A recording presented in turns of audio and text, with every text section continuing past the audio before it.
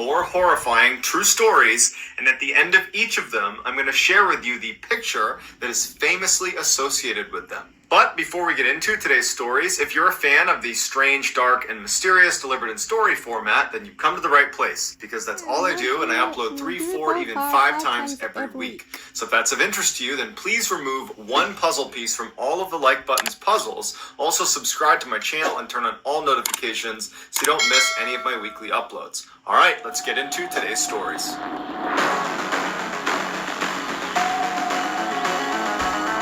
I'm laying down, you guys. I'm laying down.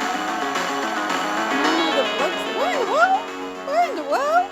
In 1909, Ioana Constantinescu was a 27-year-old woman living in the Romanian city of Timișoara. Ioana was a devout practitioner of Zoroastrianism, which is one of the world's oldest organized religions that began in ancient Persia and is now practiced primarily in East Asia. In the city that Ioana was living in, it was majority Christian, and they looked at Zoroastrians as witches. As such, Ioana was persecuted and ostracized primarily by these 2 Christian ministers that spread a rumor that she was drinking the blood of local children and that she worshipped Satan. That rumor would spread and grow to the point where everybody knew Ioana as like the singular witch of all the Zoroastrians in the city, and it ultimately incited this angry Christian mob to storm her house on October 21st, 1909, and rip her into the streets and savagely beat her to within an inch of her life. She would survive this lynching, and she would be taken to a hospital where she'd be treated for severe blunt force injuries and lacerations.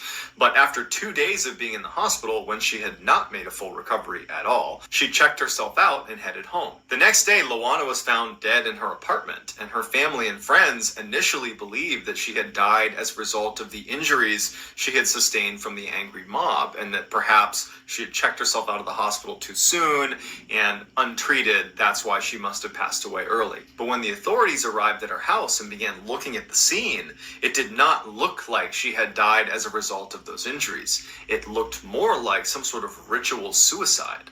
She was laying on this sofa with her arms over her chest. Next to the sofa was an altar that was adorned with strange occult symbols and ritual herbs and effigies, and on the altar was this goblet with deep, dark red stains on the inside. When they looked at Ioana, even though she was fully dressed, underneath her sleeves were all these cuts on her arms, and there were cuts on her legs as well. After her autopsy, the medical examiner said she had died from a combination of blood loss and internal shock from ingesting massive quantities of blood that triggered cardiac arrest. Ioana had been draining her own blood into the sacramental goblet, drinking it, and then doing it over and over again until she died. Locals believed that that was not just a ritual suicide, but rather she was placing a curse on her enemies. Almost immediately following her death, those 2 Christian ministers that had spread those rumors about her that led to the mob coming and attacking her, they both died of an extremely rare blood-borne illness.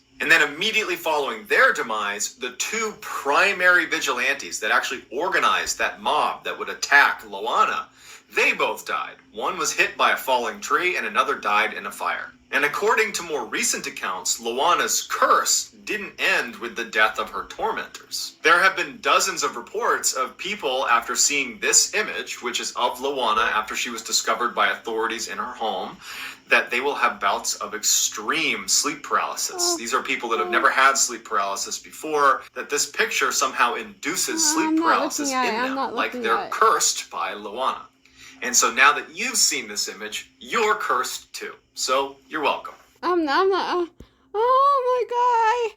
I stared at the picture for 1 second. Oh my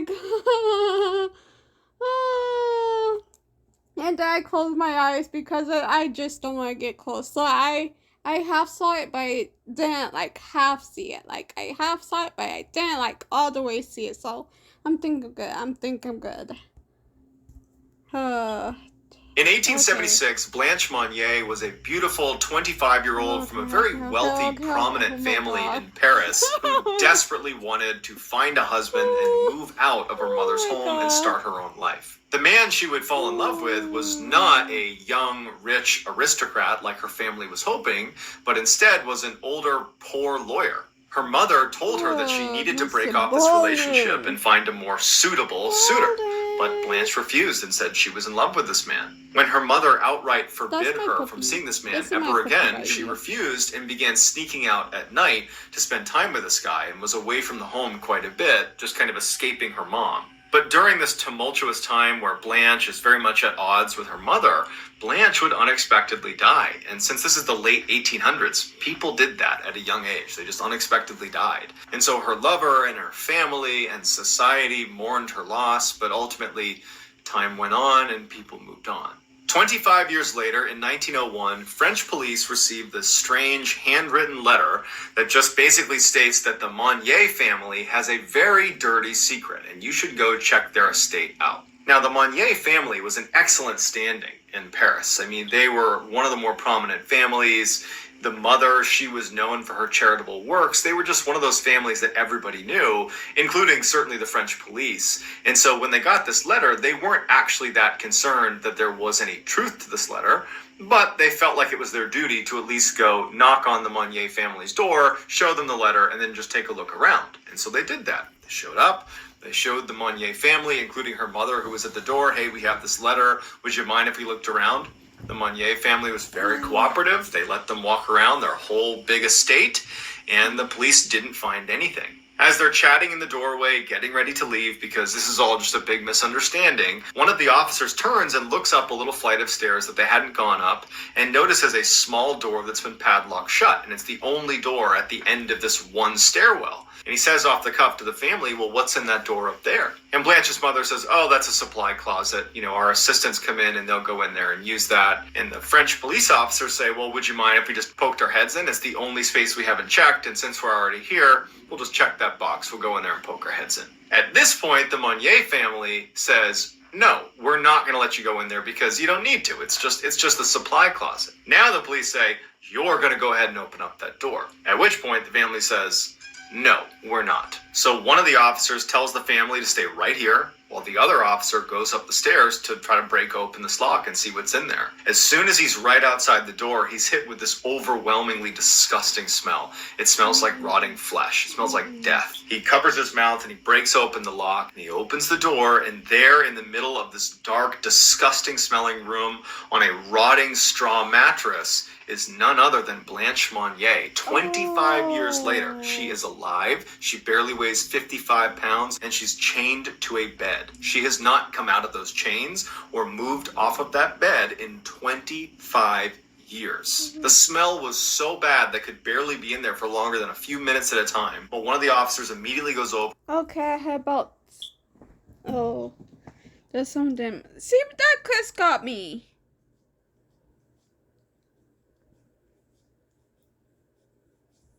I don't know why Mr. Ballen did that to me.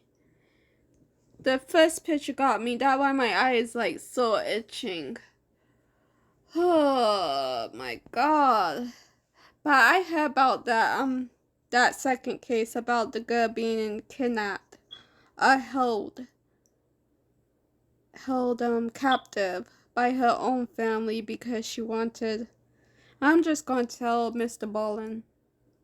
Knocks down some of the wood that was blocking up the windows, and sunlight pours into the room, and it's the first time Blanche Monnier is seeing sunlight in 25 years. The reason she had been imprisoned in this room is because 25 years earlier, when she was fighting with her mother about not seeing this poor commoner, and she wasn't willing to break off the relationship with him, her mother told her to go in this room and said, you can't come out until you tell me you're going to break it off with this guy. She was so in love with him that she said no, and her mother wouldn't let her leave. And then days turned into months, turned into years, turned into decades, and here we are 25 years later, and she had never left that room. The mother and the brother of Blanche Monnier were arrested, and the public found out about this, and it incited a huge mob that went to their house, and it actually caused Blanche Monnier's mother to have a heart attack, and she would end up dying only a couple of days later. And so she never had to serve any jail time or really answer to any of her crimes. And the brother was complicit in what was happening to Blanche Monnier, but he kind of weaseled his way out of it. As for Blanche Monnier, she was remarkably lucid when she came out of that room. And she commented on how lovely it was to breathe fresh air and to be in sunlight. She was brought to a hospital where she did make a recovery, but she was so screwed up from being being in that room that she didn't really know how to function in society anymore. And so she was moved to a mental institution, and unfortunately she died about 10 years later.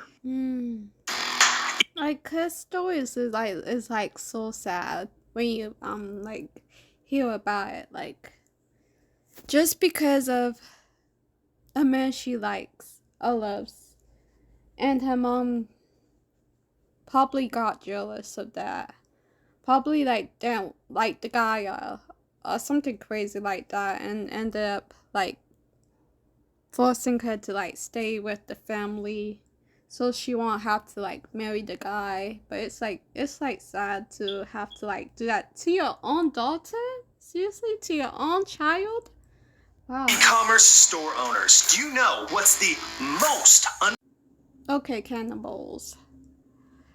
On October 13th, 1972, Uruguayan Flight 571 was flying from Uruguay to Chile for a rugby game. On board were 45 people. There was 5 pilots and crew. The other 40 were the rugby team and their friends and relatives. So they take off and they're making their way to Chile, and the pilot was relatively inexperienced and he made a fatal mistake. He believed it was time to make their descent into Chile, but he was actually about 70 kilometers early. So as he's descending through the clouds, he believes he's going to see a runway and land this plane. Instead, he sees the Andes Mountains, and it's too late to pull up out of the way. He basically nicked the mountain, causing the plane to start tumbling down at breakneck speeds, 350 kilometers per hour.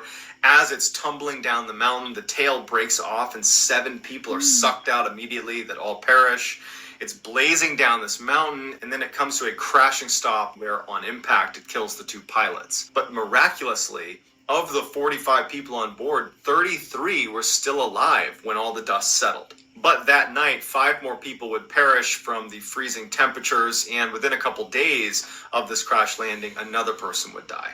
Those who were still alive that weren't in a coma or critically injured used luggage and debris from the plane and seats to create shelter, and they actually started pulling out lipstick from inside of some of the passengers' luggage, and they tried to write SOS on the outside of the plane because the fuselage was still pretty clearly intact, but they didn't have enough lipstick. They didn't have any medical supplies, and they didn't have proper clothing for the temperatures they were in. They did not anticipate being in minus 30 degrees Celsius temperatures for extended periods of time. They also had very, very little food, and it was running out very quickly. In a very cruel twist of fate, they actually found a working radio that allowed them to tune in and listen to the media as they tried to find them. And so they had to listen in horror after about a week when the search was called off because no one knew where they were, and the assumption was they must have all died in the crash. When the food finally ran out, survivors began eating the seats inside the plane, the leather and the cotton. But as they're doing this, they know what the next step has to be if they're going to survive. They need to eat the dead. And so on day 9 of the ordeal, the survivors ate the pilots. And they chose the pilots because they were the only people amongst the dead that they didn't personally know. The rest of the dead that they would ultimately eat were their friends and loved ones. Now, naturally, these people did not want to become cannibals, but virtually everyone, out of a need to survive, was able to make the adjustment. There were some people that couldn't, including one woman who didn't eat and ultimately died of starvation on day 60 because she just was not prepared to do what was necessary to survive. As if this situation wasn't bad enough, an avalanche would eventually strike the landing site, killing 8 more of these people that are doing everything they can to survive. But at the time of the avalanche, their food source had effectively run out, and so those 8 people who perished in the avalanche ultimately replenished their food source. From day 1, the survivors discussed climbing up and over the mountains and walking towards Chile to try to search for help. But the attempts so far had all failed due to extreme cold, malnutrition, altitude sickness. It was like they knew as soon as they walked over that mountain, they were going to die. And so many of them decided early on that they would rather just stay with the group because at least that way they would die as a group, or maybe by some stroke of luck they could still be discovered and they might be easier to discover as a big group. But 2 months after the crash, and with no help in sight, they know the search has been called off. 2 of the survivors basically say, screw it. I'm gonna make the trek over the Andes Mountains. We have no supplies, we have nothing, no map, no compass, no anything. We're just gonna walk roughly in the direction of Chile, and you know what? We're either gonna die here or we're gonna die out there. And so the two take off. They somehow survived for 9 days, walking over the Andes Mountains with no equipment. They've been out for 60 plus days at this point, and they managed to walk into this valley, and they see that there are people living in this valley. There's actually a couple of fishermen right on the other side of this river. And so they go down to the edge of the river and they're yelling out to these people on the other side. The fishermen couldn't make out what they were saying. And so the fishermen, they got a piece of paper and they put a pencil in it and balled it up with a rock and threw it across the river. And they were able to write down that they had survived a plane crash. They were located back in that direction. There was 14 other survivors and they desperately needed help. Balled it up, threw it back. 3 Chilean helicopters were spun up and sent off in their direction, and the 14 other survivors were able to be picked up, brought to safety, and all 16 would make a full physical recovery. However, the most difficult thing they would ever have to recover from was becoming reluctant cannibals, which is something that haunts all of them to this day. And here is the famous final picture of inside Uruguayan Flight 571 just moments before they crashed into the Andes Mountain and had to go through that horrific 72-day ordeal. So that's going to do it, guys. Let me know in the comments what you thought of these 3 stories, and I will get back to all the early comments. It's so sad when you have pictures like showing their like final moments. Like, it's so sad. Yeah, I had a picture of my mom before she passed away. It's something that we knew that was gonna happen because she had bladder cancer. So we took a last picture. It was on Christmas. She passed away on December 31st, 2018, and we always knew that she was going to like pass away. So we took that final picture on Christmas Day. And it was like her standing by the Christmas tree. She was like in a wheelchair. She was in a wheelchair by the Christmas tree with the beautiful lights all behind her. She looked so good and beautiful. Like, she wasn't she was sick, but she wasn't like that sick the day that she passed away. But she couldn't walk. All she had to do like was smile. She was always the person that would smile. But we took that picture. My sister has it. Every time I see that picture, I would get teary-eyed. Like, but yeah, it was me, my sister, and my mom right beside her. But that was our final picture of her. But yeah, it's like very haunting to like look at pictures not knowing that it would be the last picture that they ever took. But yeah, oops, I didn't mean to do that. But anyways, hope you guys did enjoy. Mr. Ballin is I'm scared. But yeah, Mr. Ballin, make sure to subscribe to him. Make sure to subscribe, like, and comment. That picture that he did, the first picture that gave me, that just did it for me. Like, yep, he got me, Mr. Ballin. But yeah, I hope you guys did enjoy. Make sure to subscribe, like, and comment. I see you guys next time I see ya.